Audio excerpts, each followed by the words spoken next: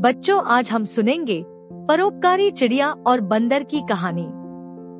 सुंदरबन के घने जंगल में छोटी नाम की एक सुंदर चिड़िया अपनी माँ के साथ रहती थी। जंगल में पक्षी खुशी से रहते थे और बंदर अपनी मस्ती में झूलते रहते थे। लेकिन एक रात इंसान जंगल में आए और आधे पेड़ काट डाले। इस आपदा में कई जानवर मारे गए, जिनमें छोटी चिड़िया की माँ भी थी। अपनी माँ को खोकर छोटी चिड़िया अकेली हो गई। जंगल में फलों की कमी और पेड़ों की घटती संख्या के कारण पक्षियों और बंदरों के बीच झगड़े शुरू हो गए। एक दिन छोटी चिड़िया एक पत्थर पर बैठकर रो रही थी।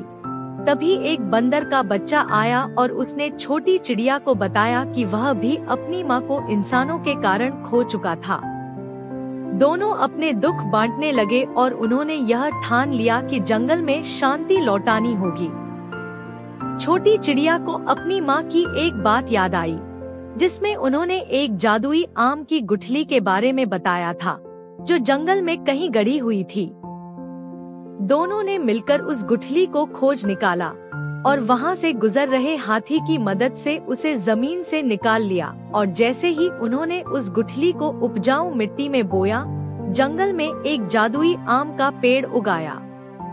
बंदर और चिड़िया ने उस पेड़ के फल से और गुठलियां निकाली और उन्हें बोया, जिससे धीरे धीरे जंगल में और भी पेड़ उगाए और वहां एक घना जंगल बन गया, जो जंगल में शांति और समृद्धि लाया।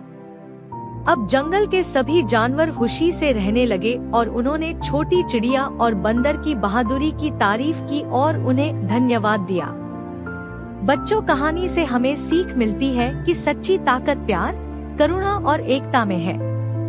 जब हम एक दूसरे का साथ देते हैं और मिलकर काम करते हैं, तो किसी भी मुसीबत को पार कर सकते हैं।